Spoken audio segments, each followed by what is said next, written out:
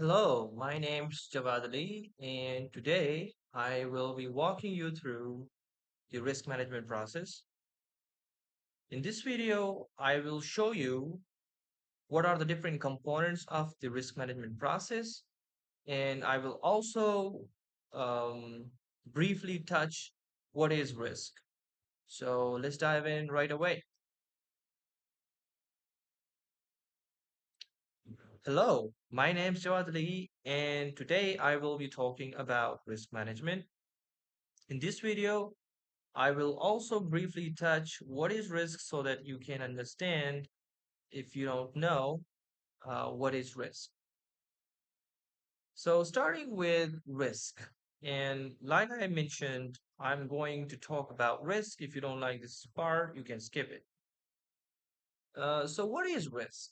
Before you move on to the risk process, you have this thing people call risk. What is risk? Some people call, some types of computers, maybe some hackers as risks, but these things are all wrong. First of all, risk is that it is an event. Risk is an event. Risk is an event. It's not just, an asset or a threat or a hacker. No, it's not like that. The definition of risk are given by multiple people, and one of the definition that is widely used is given by ISO. If you are not familiar with ISO, ISO is this international standard body that creates definitions. So according to ISO, risk is defined as effect of uncertainty on objectives. This is very confusing, and that's okay because the definition is actually the three terms effect, uncertainty, and objectives carry deep meanings. Um, every entity, every person in this world have some objectives. You want to live, and part of the living, you have some objectives. You want to do some things. Those create your objectives. But objectives, it's not clear. You are not certain. No one is certain about the future that the person will be able to achieve those objectives that he or she has fixed uh, for himself or herself. So there is uncertainty to objectives, but that uncertainty could be positive, it could be negative. This is the effect of uncertainty. For example, your objective, you want to become a risk officer in an organization. This is your objective. You might not become a risk officer, or you might become. This represents the uncertainty. You don't know. You cannot guarantee that you will become a risk officer. So there is uncertainty associated with this objective. Now you might become a risk officer. This is the effect. You could actually become a risk officer, or you might not become a risk officer. This is the effect. So effect of uncertainty, there is something you don't know. You don't know whether or not you will be able to achieve the objective. So the specific effects of that uncertainty that you don't know is called effect. All these three things combined create risk. But there is one more thing that I would like to add to this definition is that it's still not clear. Why? Some people might call a hacker or an asset or maybe a third party, like for example, using a cloud tool. So you say this is a risk, a password is a risk. So this is inaccurate. Risk is an event. An event is something, for example, a ransomware destroying our file server. You can call this an event.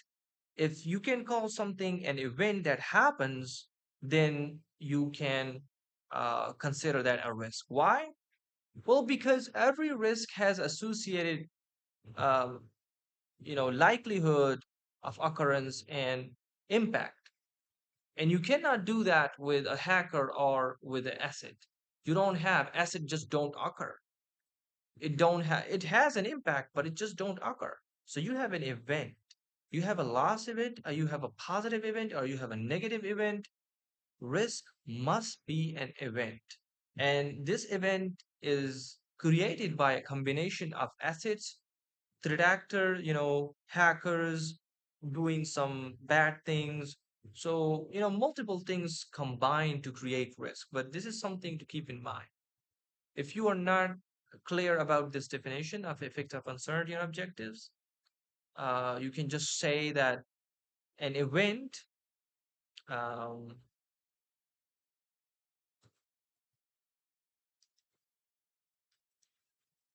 so you can just say that you have an event where asset is involved, where a threat actor is involved, and the probable magnitude and frequency of that event is called risk. So the probable frequency and the probable magnitude of future loss of an event is called risk. Now that the definition is clear, I will move on to the types of risks. Risk at the highest level can be divided into different types. Today, I'm talking at the very, very highest level. I know that it can be broken even further to organizational risks, to personal risks, and even those can be further broken down. But I am talking about super, super high level of risk, and you will see what I'm talking about. So the first one is epistemic risk, and the second one is aleatory risk. These two risks are very related to each other. Epistemic and aleatory are opposite of each other. So epistemic risk, when risk occur, there are multiple ways that risk occurs. Sometimes a risk occurs because you don't have enough information. This is epistemic risk. And there are times where, for example, you are flipping a coin or you're throwing a dice. This is a situation where if you know a lot about the process, it's still random. So the process is random and getting more information won't help you. So risk is a risk where that can be reduced by getting more information. Aleatory risk is a risk that cannot be reduced even with more information. This is the distinction. There is also systemic and unsystemic risk. Systemic risk, and like the previous ones I've mentioned, systemic risk and unsystemic risk are opposite of each other. Systemic risk refers to this risk that is, within a system. So you have many people, many organizations affected by a system. You have a problem in a system. For example, inflation problem, economic problem, political problem. It affects a lot of people. It is a systemic risk. So it is a problem of a system being flawed. So you have a problem with the system. When there's a problem with the system, it's called systemic risk. Risk associated with a system is systemic risk. Then there is unsystemic risk. This is the opposite of a problem with a system. The problem is not with a system. The problem is with a specific organization or a person. So it means that the rest of the people are okay. It's just that you are not okay. The example of systemic risk is 2008 financial crisis. The whole system went down. So it was a systemic risk. If uh, if a single organization goes down, it's unsystemic.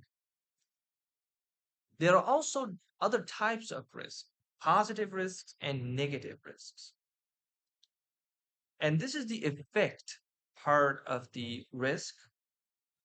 So a risk can be positive. No, everybody is talking about negative risk. They're saying something bad will happen, you know, but it's not always that. Risk can be positive. For example, you are in a situation where you have an opportunity to create a new product, to create a new service, and yeah, you realize that. So this is a positive risk. If there is a problem that could affect your revenue, for example, cybersecurity breach that would disrupt your reputation and would hurt your revenue, that's negative risk. So there are also positive risks and negative risks, but mostly, so far we're not focusing on the positive side. We're mostly focusing on the negative side. This is a very super high level overview of the risk types. I will move on to the organization risks. So this is a subcategory within risks. Organization risks are risks faced by organizations, and mostly we discuss negative, epistemic, and unsystemic risks. This is something to keep in mind because remember, you're talking about a risk to an organization. It's not just a systemic risk. Mostly we talk about unsystemic risks that are specific to this organization that can be reduced with more information, and that is something that was with a loss, a negative one. So this is organization risk. Like I said, organization risk, there are many different types of organizations risks, and some of them I have listed: reputation, financial, operational, strategic, compliance, competitive. Reputation is, you have a reputation. Brand and trust is so important. If you have your customers buy your product because they trust you, if you remove the trust, then you people won't buy your product, people won't buy your services, and of course this is not good for your survival. Financial, you need capital to keep the operations running. So if something drains your capital, the money, then you won't be able to operate either. There's operational side. Well, every organization has some things to do. Manufacturing manufactures products. Healthcare provides health services. So this is operational area. You have to do the operation that you do as your day-to-day activities. If you don't do that, well, you won't be able to survive. Strategic. Strategic is, this direction. So every organization has some strategy, some goals, some objectives. So there are risks. You don't know. You are not sure if your strategy is right, if it is achievable. So those kind of risks, merger and acquisitions, compliance. Every organization operates in a country, so they have to follow law. They have to follow, regulations. This is compliance. Competitive. You have competitors. If you're not able to you have this chance of competitor overtaking you, and of course this is not good for your survival, so there is a competitive risk either. But this is just still high level. I'm not going deeper. As example, you can look at the operational risk. You can see there are many different types. Like I'm just talking about this one, like a specific type of organizational risk. Operational risk is a specific type of organizational risk. And you can see that it can be further divided into many different types. And the same can be done with strategic, compliance, and competitive. But you have to understand, you don't want to drown yourself into all these types of risk. You just choose a specific risk, maybe operational risk or maybe a bit more granular. But remember to keep this balance, because remember, it takes resources to do this kind of risk. So you don't want too many risk, scenarios. So this is just the types of organizational risk. I will dive more into the risk process. Um, Before I talk about the risk process, I would like to help you to understand the process, at the highest level, like generally, why we have this process like we do. So, if you are invited, if you are a risk uh, auditor and you are invited to a company to conduct risk assessments, what are you going to do? You have to understand the company, right? Understand the scope. This is the risk context. Once you understand the company and the scope, of course, part of the context, you are going to identify risk. This is risk identification, because you cannot just find risk. You have to identify risk. Then once you identify risk, you have to find the levels of risk, like how bad it is. This is risk analysis. And then you are saying, all right, we have done risk analysis, but is it really bad? This is risk evaluation. And if it's really bad, we have to fix the risk. This is risk treatment. And remember that the world changes. So today's risk is, treated, but tomorrow you don't know if the risk will continue to be the same because the controls change, the threats change, the world changes, your organization change. So you look for you. There is monitoring and reporting part. And based on this understanding, this is what constitutes the risk management process. You have the risk context. This is, like I said, understanding your organization and the influencing factors, risk assessment, risk treatment, and risk monitoring. Each one of this process, risk context, risk assessment, treatment, and monitoring, is further divided. This kind of process is given by ISO 31K. So it's also an international body and it's a very good understanding. It's a very good process so far. This has been used everywhere, and this is uh, one of the most consistently referenced processes for risk management. So there is no confusion here. Most of the people agree that this is the risk process. Based on my subjective understanding, I have not seen a very great deviation from this process. So what this means for you is that wherever you find risk management process, it will be mostly like this at the highest level. When you go too detailed, of course, there can be differences. I have found a video where you can find more details. For example, risk criteria, risk matrices, spider charts, Pareto analyses. So you can watch that. It's not strictly important, but it gives more details because this process, like I said, is very high level. So sometimes you won't be able to make details, and some people need details to make because everybody uses the same terminology. It's like you need details to make sense of things. So right now, I will be moving into each of the part, which is risk contest, risk assessment, risk treatment, and risk monitoring. So I am moving towards the explaining the first part, the risk context. Risk context, like I mentioned, it is about understanding the organization and the risk management process. Every organization is unique. They have unique requirements. They have threats. They have compliance requirements. They have unique people, process, and technology infrastructure. And so context help you to understand that. Why? So that when you conduct the risk management process, you are customizing that process according to the risk context. You are not just throwing a generic process. You are designing, you are conducting using a risk management process that is best for the organization. And risk context help you to do that.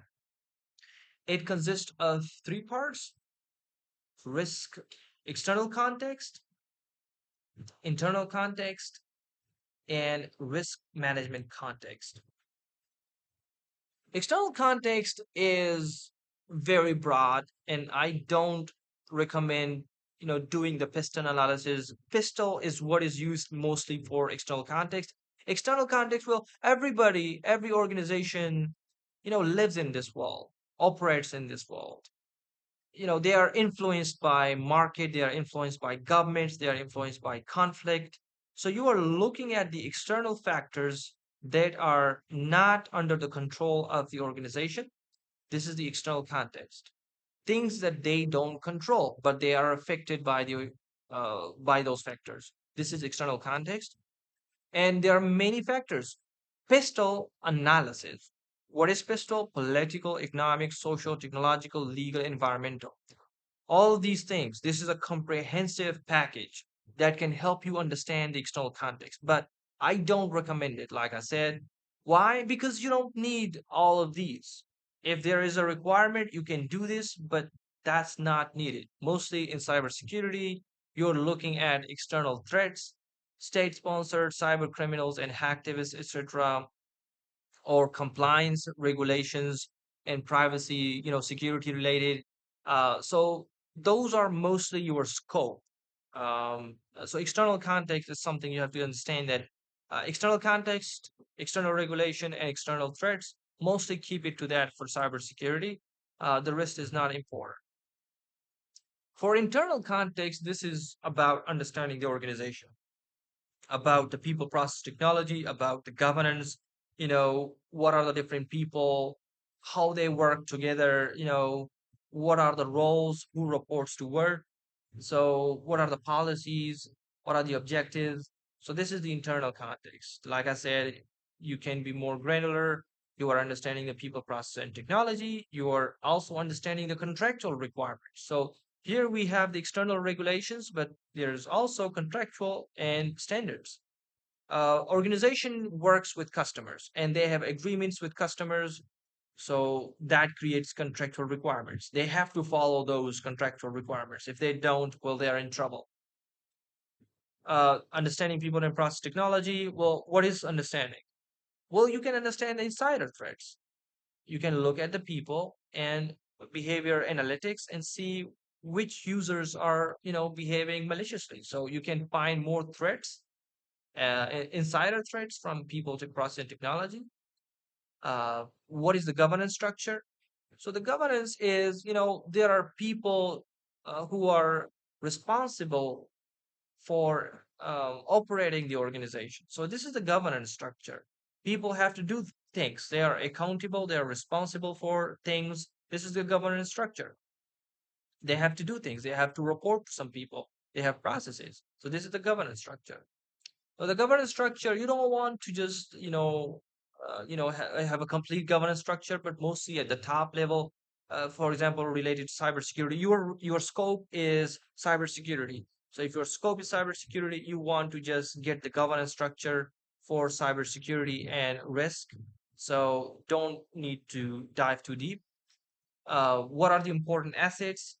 So you want those because it helps with risk identification, understanding resources, staff, skills, and budget. This is also important because you want to know how much, like a risk management, risk analysis can be done a lot. You can do this very deep with a lot of expertise, but you have to understand your resources. Like you don't have all the resources, so look at the skills, the budget, and the resources available, and based on this, do design a risk management process. Looking at the strategy and objectives help you to focus on the right things. This also, some of the input from this internal context can be used as as an input to risk management context. So, what is risk management context? Risk management context is about setting the rules for risk, the risk management. So, what is the scope? What is the criteria? What are the scales? What is the risk tolerance? You are just trying to set the direction for the risk management process. And the components are risk appetite. Risk appetite are these statements that tell you how much risk do you have, risk tolerance. You can look it up. It's not um, risk tolerance is the interpretation of risk appetite. Risk criteria, so risk criteria is, you have scales. You may have seen these spreadsheets like this one. So you have a low, medium, and high. There's also critical here. What this means. So what is low? What is medium? What is high? Understanding the scales, this risk criteria, and risk responses. And risk responses is what to do with low, what to do with medium, what to do with high. Generally, so this is risk responses.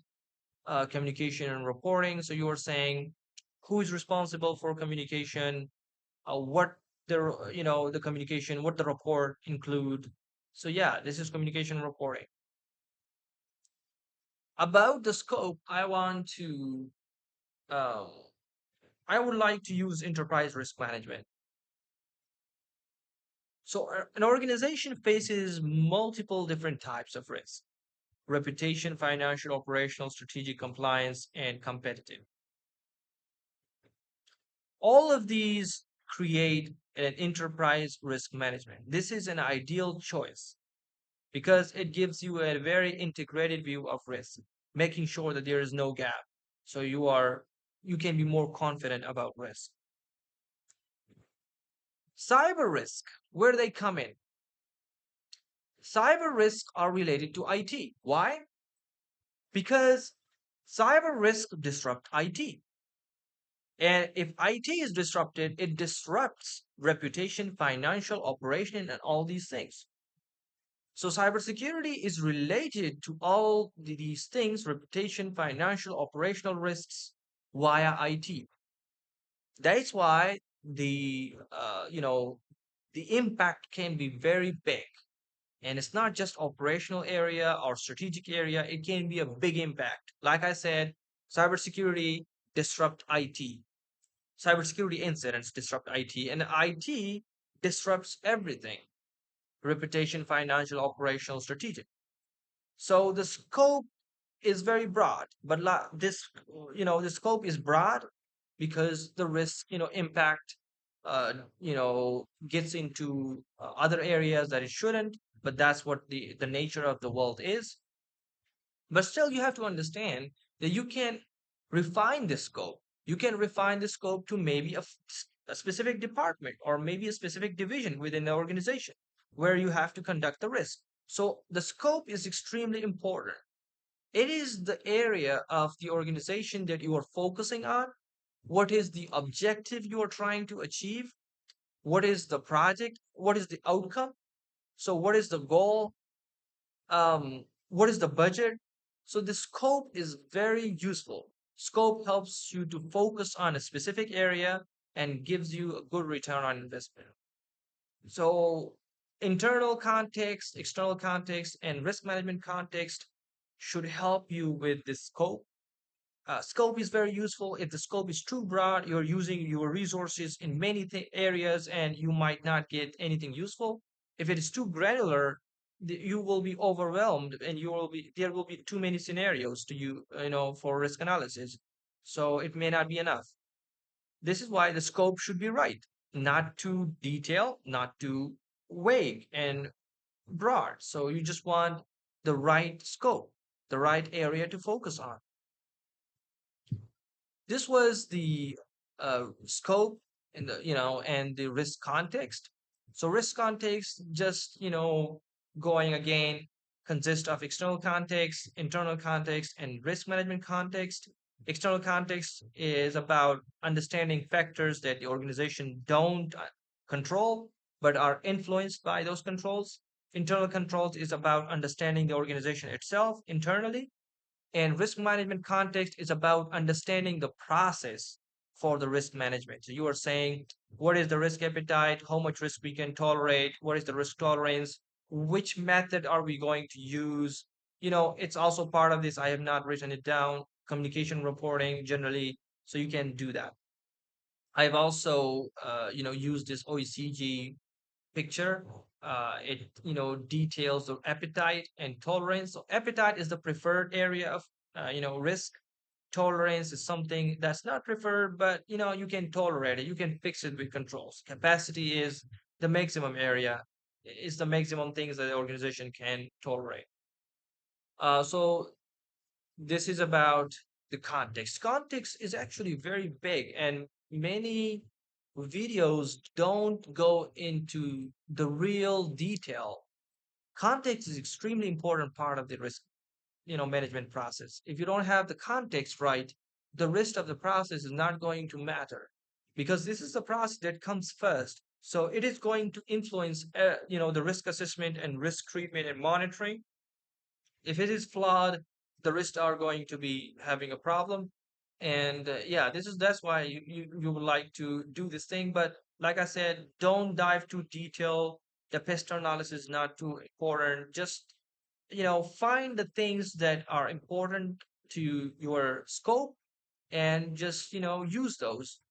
don't need to be too important. Sometimes you can just work high level instead of saying, you know, specific threats. You're saying just external threat, or maybe you're saying, very privacy and security specific regulation. You're just saying external regulations. You can work high level. You can work more granular. Granular requires more resources. So you just want to, yeah, and you also want to focus on the things that really matter to the organization.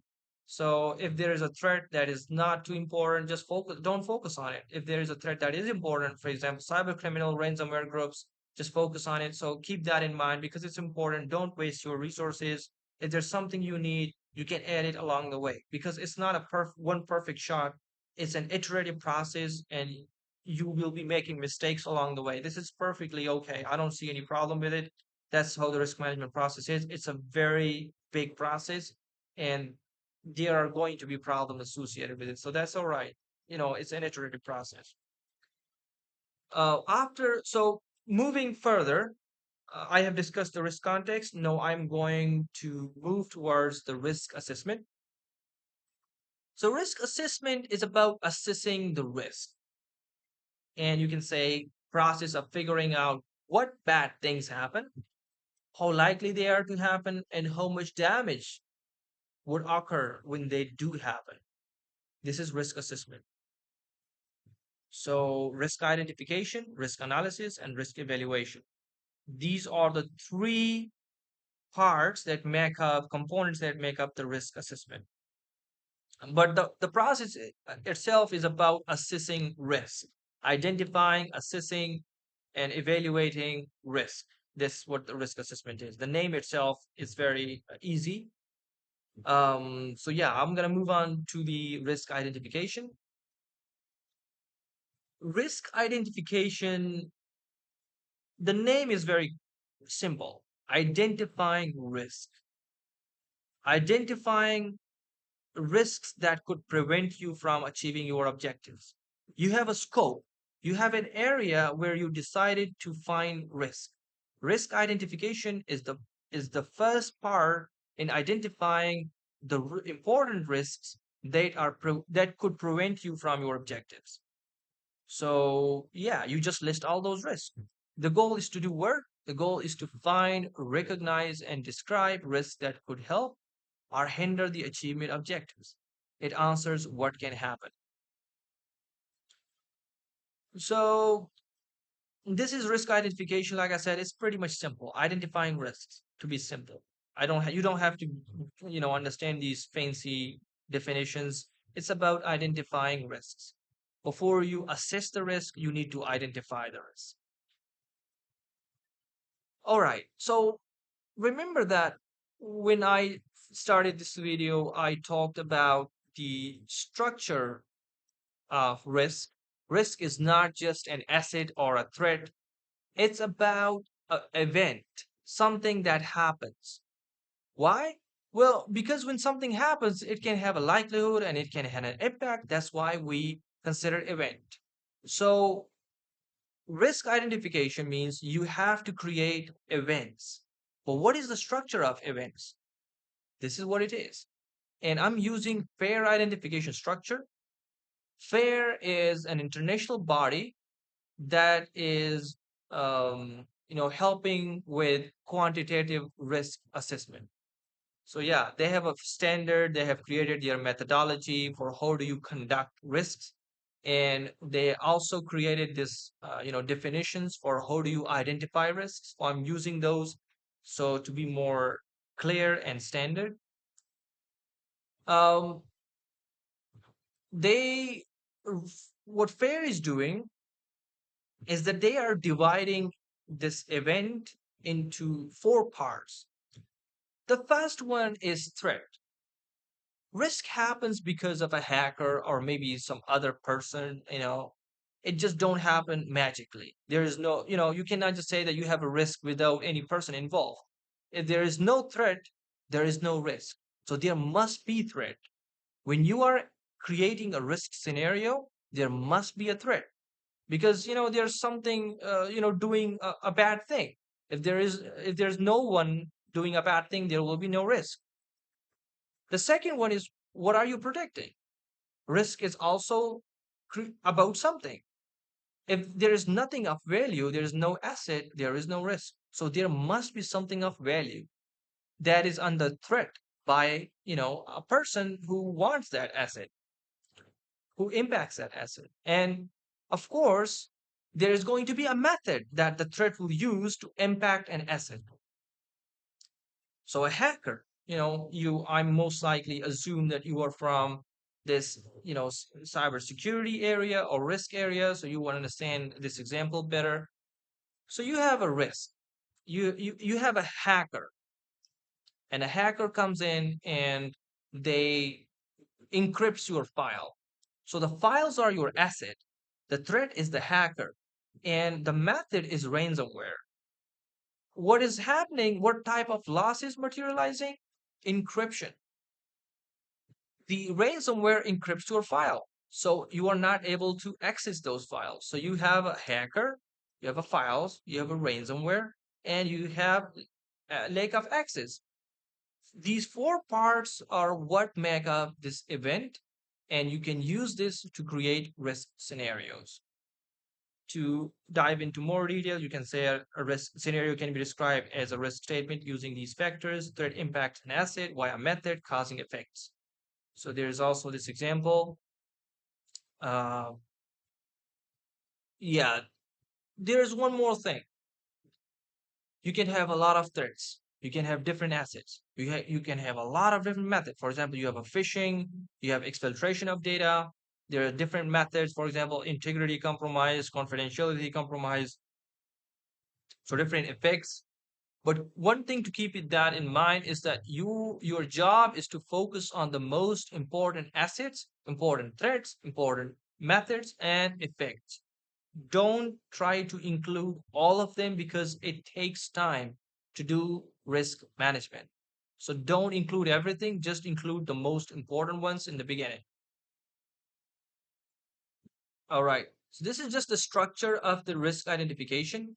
A risk identification involves a scenario. So you have a risk scenario, and a risk scenario has this structure. It has to have a threat. It has to have a threat. And it must be an event as well. And this is the structure of the event. It has a threat, it has an asset, it has a method and effect. But this is the structure of the risk identification. Risk identification consists of a scenario, which is an event, which has the structure. So I've discussed that. It's simple. But how do you do this? How do you go about and just create risk scenarios? And ISO 31K 25, 27005, this is a standard of ISO. They provide this method for how do you identify risks. So there are two methods according to ISO. You can start by event and you can start by asset. So event are things that happen. Whenever sometimes you hear about this breaches and this incident affecting people or companies. This is event centric. You are starting from events that happened already that you know about. So identify threat events, you determine the causes, identify the affected assets, and then the consequences. It's very useful. And I recommend you start there because it's something that happens right in front of us. You start by looking at the things that you have heard, that you understand happens. So this is event. The other one is asset centric. So you know there is nothing bad. You haven't heard anything bad about an asset, but you are still this worried about bad things happening to that asset. This is going to be asset centric approach. You are saying what can go wrong, what could threaten this asset. So identifying asset, determine vulnerabilities, identifying potential threat events, and then the consequences. It's the problem with asset centric is that you have to do many of these scenarios, and sometimes those scenarios are not correct. So this is asset centric, but basically the difference between the two is that event centric is you are some events that already happened in the community. For example, a ransomware event, exfiltration event related to an asset, it already happened, so you know about it. And asset centric is you don't know about something bad happening to it, you haven't heard about it in the community, but you are just worried because it could be impacted. Just because you haven't heard doesn't mean that it's not important. So yeah, it's just, find it's about starting in event centric, you're starting from event. In asset centric, you're starting from asset. That's what it is. And you can read this process. An example, you can say customer database, weak authentication, brute force attack, unauthorized login, data breach, that kind of thing. But in the event one, you already know the event. You're starting from the event, and then you're moving to employee and email system and authorized access. So yeah, these are two ways that you can do this. My recommendation is that you start with event centric because it's more useful, it's very easy, and then you move on to asset centric. How do you do this? Well, there are two methods, but how do you do this? How do you do these two methods? You can do this brainstorming, checklist, interviews, analysis, and SWOT analysis. These are some of the ways you can use. Um, there is also risk taxonomy. This is also another figure created by FAIR. And you can see the list of threat, assets, and methods and effects. So it can be very easy. It can be very nice to have when you are doing risk analysis. You can say, all right, let's do cyber criminals, and we have intellectual property. So you use that. And of course, the methods that apply to us is malware, and the effects is, let's say, you know, proprietary data laws. So use that. So you can use this figure to for risk identification. It's very nice. It's very easy. You can use that, and using this figure with these techniques and of course these two methods, you can identify risks in this structure. That's what it is. That's how you can use it. Moving further, this is a risk structure. When you identify a risk, you're going to document it in a risk register. Risk register is an area where you consolidate and document, write down all the risks. So this is a risk register. Risk register is an area where you write down all the risks. You are saying, all right, what is the risk number? When I created this, what is the title? Which phase it impacts? Different risk register. I have just gotten this risk register from the internet, but you can use multiple different risk registers. Risk register is an area that where you write the risks, so that you can analyze them and you can report it. That's what it is. Makes it easy. Once you identify the risks, you are going to move on to the next phase. The next phase is the analysis phase. And in the analysis phase, you are analyzing the risk to answer how much risk do you have and what is the level of risk. The same thing. How much risk do you have and the levels of risk? This is the same thing. You are saying how much. Is it bad? Is it not bad? That's what you are answering. So you can be saying, all right, I have a risk. I have a ransomware. I have a cyber criminal who can use a ransomware to destroy the file server, and that will be very bad for operations. So let's say how bad, how much, how likely is that thing is going to happen? And let's say that thing happens, how bad is it is going to be? Let's say a ransomware encrypted my file server, how bad it is going to be. So risk analysis, because of this, consists of two components: likelihood and consequence. Or likelihood, what are the chances that it would happen? So this is likelihood. The probability of frequency, what are the chances it would happen based on data? What is the consequences? What is the impact when it happens? So this is consequences. So two components of risk analysis are likelihood and consequences. How do you find likelihood and consequences? There are multiple methods. And I have created this qualitative, quantitative, and semi-quantitative and quantitative. Qualitative method uses subjective data. You are saying, all right, based on my mind and my experience, I'm saying this is high, this is, for less likelihood, how likely it is going to occur. Let's say based on my understanding and experience in an area, I'm saying this is high, this is low, or this is medium. This is your subject matter experience. This is your experience telling you how likely is this thing going to happen, and what is the consequences when it does happen. So this is the consequence. Using your understanding and subject matter expertise without any numbers, this is qualitative risk management. Qualitative risk management is where using low, high, medium, and low with subjective expertise and no specific numbers uh, to create likelihood and risk consequences.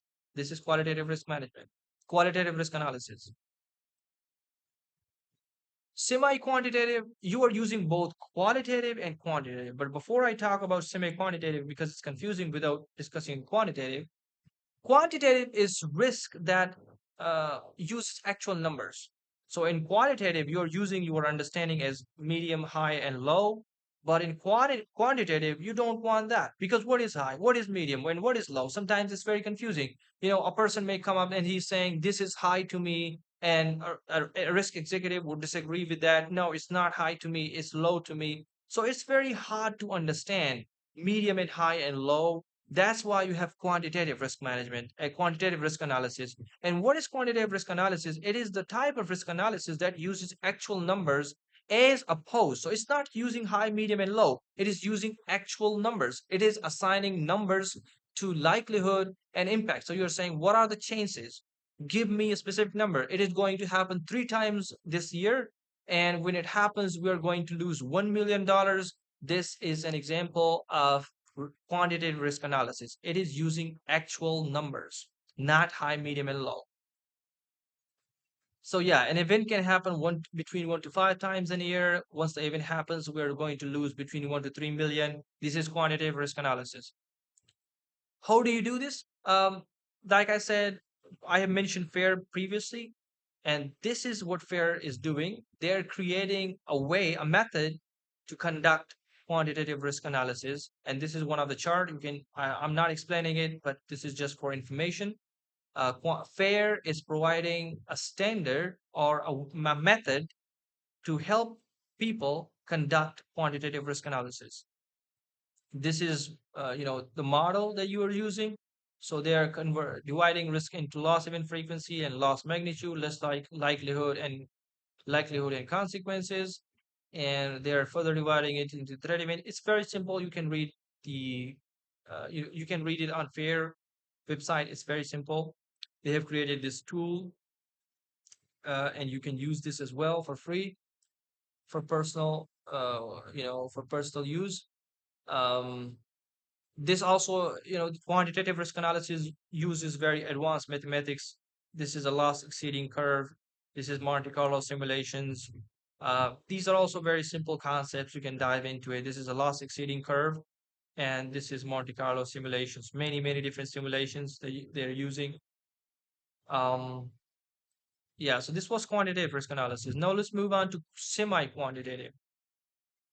So semi-quantitative is something between qualitative and quantitative. So you have qualitative that uses medium and high and low. But what is medium? What is high? And what is low? It's not clear.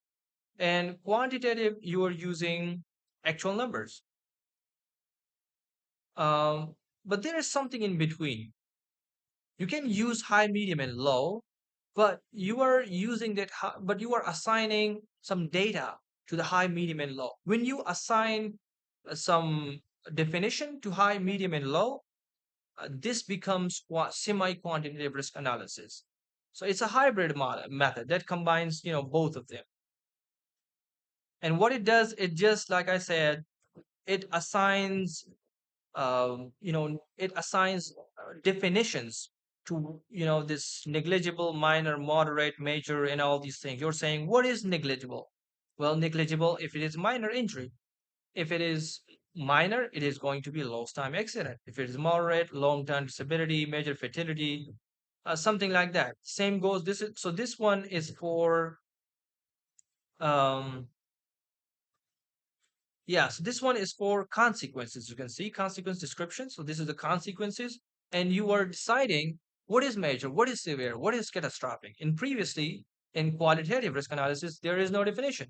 Nothing. There's minor, moderate, major, can catastrophic. And nobody knows what is minor. So there are conflicts. This is where you can use semi-quantitative risk analysis. You can assign numbers to this, minor, moderate, major, and catastrophic. Like I said, you can see that multiple fatalities. So greater than 10, this is assigned to catastrophic. So, people can see what is catastrophic. And this is also likelihood. So what is what is very high likely? So this is between less than zero point 0.9, what is likely, what is moderate, what is unlikely, and then you can also assign very low and all these things. This is semi-quantitative risk analysis. So yeah, semi-quantitative just defines what is high, what is low for likelihood and impact. That's what it is. In qualitative risk analysis, there's nothing. You just have, this likely, possible, low, medium, and high without any definitions. And here, the scales are in quantitative risk analysis, there is no definition. In semi-quantitative, there is definition. In quantitative, there is no scales at all. There are only numbers. This was just a bit about risk analysis. Is also this diagram that I've created. You can read it. It's very simple. There's not much. It's just to get an understanding. You can clarify even further once you get an understanding. Risk evaluation. So risk evaluation is a process of assessing the identified, risks analysis. Once you conduct a risk analysis, you're going to say, all right, I have conducted this analysis. I have this likelihood. I have this impact. What do I have to do with it? Do I ignore it or do I fix the risk? This is risk evaluation. That's all. Do you accept it? Do you tolerate it or do you need to treat it? This is risk evaluation. So how do you do this? You based it based on risk appetite. You are saying, all right, my executives told me to not do this kind of thing. They told me that, this much risk when it exceeds, this likelihood and impact, then don't ignore it. Or if it is below that, then ignore it. So you are using risk appetite, risk tolerance, risk scales and risk responses. What is responses? Responses are some actions that you have already identified that you are going to take based on the types of risks. So yeah, you can use risk evaluation, but idea is the same. Do we ignore the risk? Do we treat the risk? Evaluating it. Once you identify the risk analysis, once you do the risk analysis, that's what you do. You do the risk evaluation. If you decide that the risk is too high and we need to fix it, you pass it to the risk treatment. And this is where you are going to do something to make sure that the risk is not high. Okay? Risk treatment is the process of doing something, implementing controls and measures to do work to make sure that the risk is not high. It is an acceptable area. This is risk treatment. As part of risk treatment, for example, you are saying is that you are, you have a lot of malwares. So you need to do some, you have a lot of malwares, you need some anti-malware solution. You need to treat this. So you're going to treat this with controls. What are you going to do? You're going to list all the controls, all the different antivirus controls, anti-malware controls that you have. Then you are going to see, all right, there are different tools from different vendors. Which tool is more useful to me based on cost to benefit analysis? You're saying, all right, this one is very useful and it don't cost much and it's, we already using that. So we already have expertise for this. So you are evaluating treatment options. There are many ways to evaluate it, but I'm just, explaining this at the highest level. Then once you evaluate it, you have to select one. You are selecting a control. So when you select it, you you are going to create a plan. So you are saying we are going to uh, implement controls for this anti-malware for this many computers. This is a plan. This is a plan, and you are going to implement the plan. You are going to say this is a person, this person in this organization with with these resources will have to implement the plan. Once you implement the plan, for example, you buy those anti-malware solutions and you implement it, what are you going to do? You are going to monitor. Why you are going to monitor? Because, well, if something changed, for example, if the vendor is not updating their software and is not effective, then you are vulnerable. You are paying for the software and you are still not getting, you are still vulnerable. So you need to monitor and review. You also need to communicate and document. This monitor and review is forwarded to the executives. So practitioners don't do this. What are practitioners? The low level people who play an important role in creating reports and sending those reports to executives. So you have to communicate that, and the executives then say, "All right, is it bad? Is it not bad? What do we have to do?" So this is that part of risk treatment. I've created this with AI, but unfortunately, it didn't give me the same results. So you have identify treatment option, evaluate option. It moves on to the select the best treatment. You move on to develop risk treatment plan, implement the plan, and of course, it don't have some other options. You don't really have to strictly follow those. Yeah, you don't have to do this. Like I said, every single process that you see here, you see here, you see here, you have to do this based on resources and your need. You don't have to follow this strictly. If you are a big organization and there is an important risk, you can follow this. If not, well, just ignore some of the steps. Just briefly follow the steps. You don't have to follow them in detail. But this is what it is. You can also read this. It's the description of these different steps that I've mentioned. Um, so yeah, once you do the risk treatment, you're going to move on to the monitoring and review. Why is this important? Well, because let's say you have risks and you identify the risk, you analyze them, you implement the controls. But this is, you know, right now you're confident the controls are working. What happens if something changes? There is a threat, a newer threat. There are newer risks, that are emerging. If the controls are not working, what happens? So, the risk is not perfect. The risk is not, fixed. There is a problem with the risk. So monitoring and review, what it does is that it looks at the risks. It makes sure that the controls are working. And if there are problems, for example, new tools, new risks that are identified, fix those risks and make sure that the risk information is accurate and it is communicated to the people. So performance, and it also, this process is broken down into this 5 step. Like I said, it's not strict, it's not final, it's just my understanding. So it's divided into this 5 step performance monitoring of KPI, KRIs, effectiveness, control effectiveness review, environment scanning, feedbacks, learning, and stakeholder communication. So this is what you do. You start with performance monitoring. You have risks and you have associated some KRIs. So you're saying, all right, the number of, why compliance violations, uh, you know, the time associated with an asset downtime. So these different metrics you have associated with risks that you are monitoring those, indicators, and based on those indicators, you also see if the controls are working. For example, you're saying, all right, this is the report for these indicators. What does this, what this these indicators are telling us about the controls, and you can also use this to see and scan the environment. So it's not strictly related to controls. We're saying, all right, what else are we missing in the environment that we should be? So this is environment scanning. Like I said, new risk could be there, the risk information could have changed, and you also use this the performance controls and everything to change the system, to learn.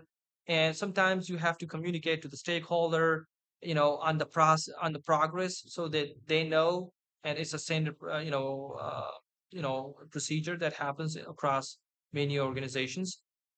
You can briefly learn about these different steps, the processes, components.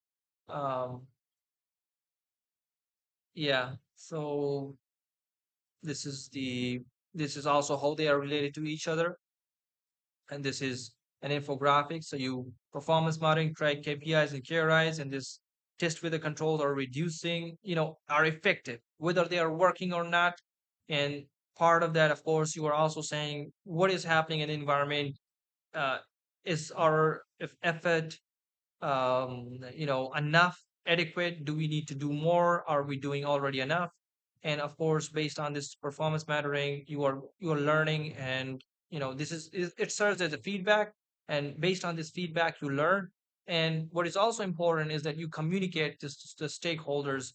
There might, for example, you are a GRC person, and you are doing this process, but maybe quarterly, maybe annually, maybe monthly, you are creating a report for executives and you are telling them that we are taking the action. So this is part of the monitoring and review. And all of these different things. So you can see that I've done this as best as I could. Everything, this all concludes the risk management process. But this was still a very high level understanding. It's still not a detailed understanding. So if I'm saying identify treatment options, how are you going to do this? Evaluate the treatment options, how are you going to do this? So these, every single one of the topic that I have not discussed, this can be a big topic and similar to this whole workflow like I've done right here. So these are, you can be more granular with these things, but you have to be very careful with the granularity level. You don't want to be too much granular because you can easily get lost with the details. This is what I could. You can use sometimes I have associated the links with the resources, so you can use those. um, and if you need this, the link to the Miro, I can provide that. But I will see what you guys think. If there's something I can improve, please let me know. I'm relatively new to YouTube, so this is my second video that I'm creating and uploading. I would really appreciate some help. Yeah, so this is what I'm thinking. I could be wrong. Some of the things may not be right, but and it's super, super high level. Unfortunately, it's very hard to do a very comprehensive, in detail look at the every component that I've discussed. So yeah, but it's still useful to know what this process looks like. You can learn something from them, and if you do, please let me know. And your support is also very important. Like I said, this is the beginning of this channel. So thank you very much. This is it for this video. Hopefully, I'm going to create more content related to frameworks, compliance, to governance, and risk management. So stay tuned. Thank you very much.